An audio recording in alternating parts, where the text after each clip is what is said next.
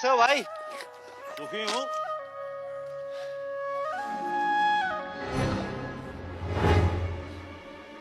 सुखी हूँ।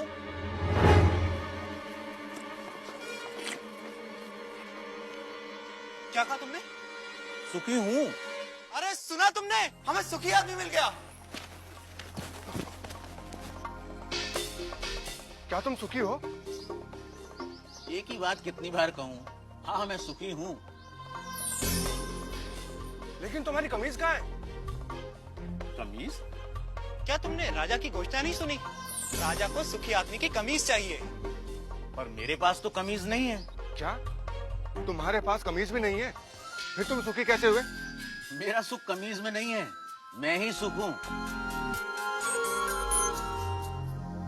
अन्नदाता, वह कह रहा था कि उसका सुख कमीज में नहीं है, वह ही सुख है, वह सुखी है, लेकिन उसके पास कमीज नहीं है। बलभद्र, उसे मेरे पास ले आओ। क्यों? क्या राजा को मेरी और मेरी बैलगाड़ी की सेवा चाहिए? पर उसके पास तो हाथी, घोड़े, रथ। भूरा, राजा को तुम्हारी बैलगाड़ी या तुम्हारी सेवा नहीं चाहिए। राजा तो तुमसे मिलना चाहते हैं। पर मैं राजा से मिलकर क्या करूंगा? शायद वे तुम्हें पुरस्कार देना चाहते हो। पर मैं राजा से पुरस्कार लेकर क्या करूंगा? शायद पुरस्कार के धन से तुम और सुख पा सको, कमीज खरीद सको।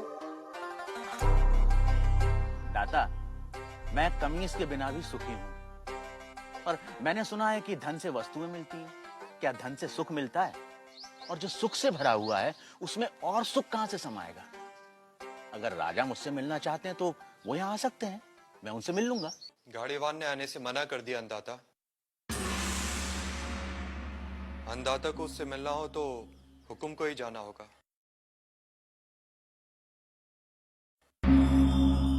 और गाड़ीवान से मिलने राजा अपने मंत्री हजूरियों दासों के साथ गाड़ीवान भूरा के गांव पहुंचा।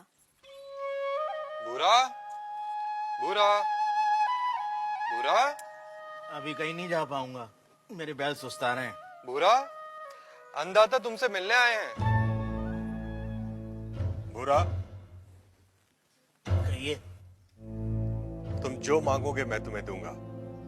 हाथी, घोड़े, दास, दासियां, जो चाहे मांग लो, पर मुझे सुखी होने का रहस्य बता दो। मुझे नींद आ रही है राजा, मुझे सोने दो। राजा हैरान था। दूसरी बार राजा फिर बड़े दल बल के साथ आया। भूरा, भूरा, हाथी, घोड़े, दास, दासियां जितनी चाहे मांग लो, पर मुझे सुखी होने का रहस्य तो बता दो। राजा, हाथी, घोड़े, दास, दासियों के बिना भी मैं सुखी हूँ। फिर कभी आना। तुम्हें क्या चाहिए भूरा? मांग कर तो देखो। मुझे सुखी होने का रहस्य तो बता दो।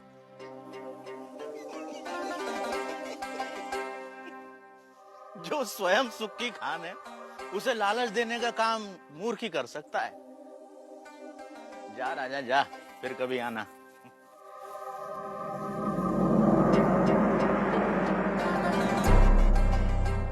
और राजा चला गया। उसे समझ नहीं आया कि गाड़ीवान भूरे को क्या चाहिए था। कि अचानक राजा एक दिन अकेले गाड़ीवान के सामने आ खड़ा हुआ।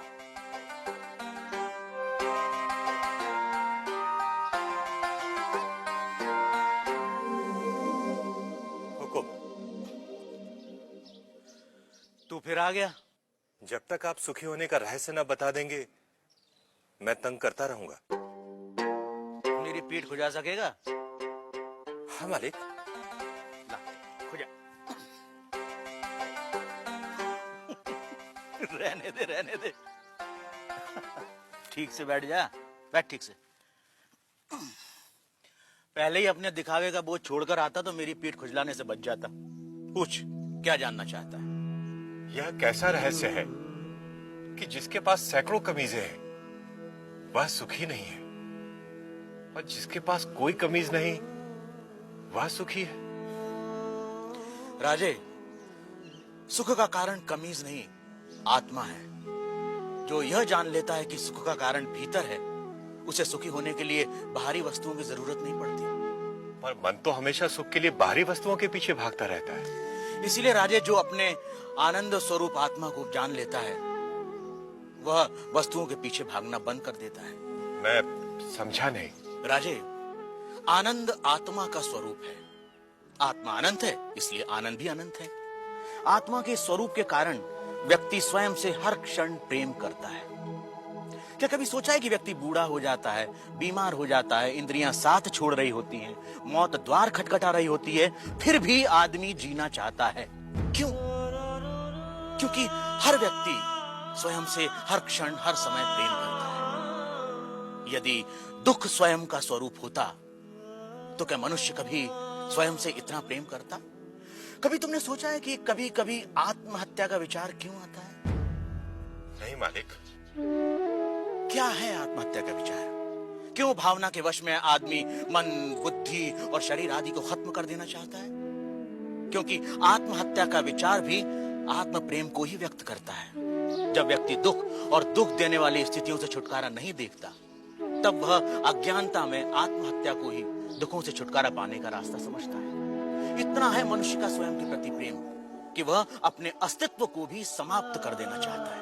सुख भीतर है तो मनुष्य बाहर संसार के पीछे भागता क्यों है? क्योंकि वह स्वयं से प्रेम करता है।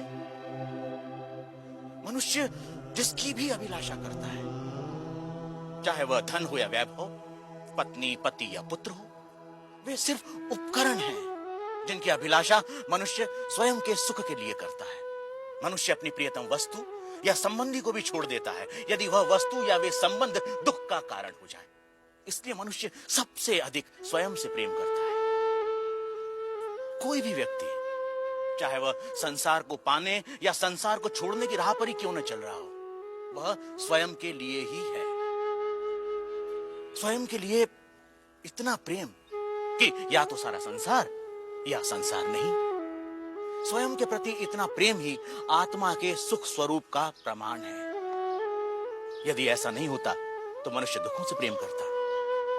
क्योंकि अज्ञानतावश हम अपने आनंद स्वरूप को नहीं जानते, इसलिए इस आशा में संसार और वस्तुओं के पीछे भागते रहते हैं कि वह हमें छोटे छोटे सुख देगी। यह ठीक वैसा ही है कि जो सुखों का स्वामी है, राजा है, वह खुद को भिखारी समझ दूसरों से इसकी उम्मीद करता है। यही है अज्ञान की शक्ति। इसलिए राजे, संबंधों का और वस्तुओं का सुख स्थायी नहीं होता, परंतु आत्मा का आनंद असीम होता है। वो कैसे स्थायी है? राजे, जब भी हम किसी प्रिय व्यक्ति या प्रिय वस्तु को देखते हैं तो उससे आनंद होता है। इस आनंद को शास्त्र प्रिय कहते हैं।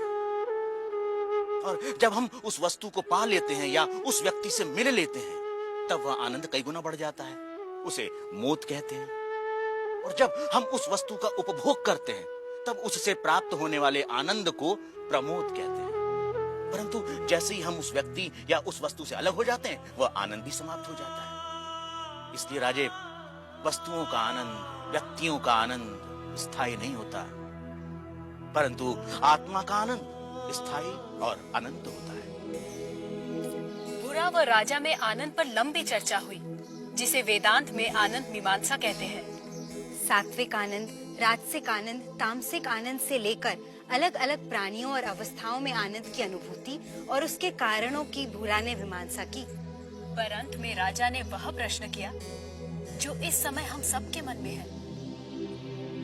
आर्य, यदि मैं ही आत्मा और आत्मा का आनंद स्थान, समय, जन्म, शरीर, मन, बुद्धि और बाहर की किसी भी वस्तु से स्वतंत्र होता है, तो मैं अनंत, असीमित और पूर्ण आनंद का अनुभव क्यों नहीं कर पाता? राजे, यदि तुम अपनी आंखें बंद करोगे तो अंधेरा ही दिखाई देगा। जब तक तुम शरीर, मन, बुद्धि, संसार, वस्तुएं, रस, भाव और विचारों की ओर ही देखोगे, तब तक तुम उस अनंत, असीमित और पूर्ण का अनुभव नहीं कर सकोगे। इसमें गलती आत्मा की नहीं, हमारे दृष्टिकोण की है। इसलिए राजे, यदि सुख चाहते हो तो बाहर नहीं, भीतर देखो। तो सूत्रधार, क्या इसका ये अर्थ हुआ कि सुख की कामना ही आत्मा के आनंद स्वरूप का कारण है? तुमने ठीक समझा नटी। इसीलिए पूरा जीवन हम सुख की तलाश में रहते हैं। आप जो होते हैं पूरा जीवन उसी की ही खोज करते हैं। हम आनंद है, इसीलिए हम अनंत सुख की अभिलाषा रखते हैं। इस सत्य को ना जानना ही दुख का कारण है।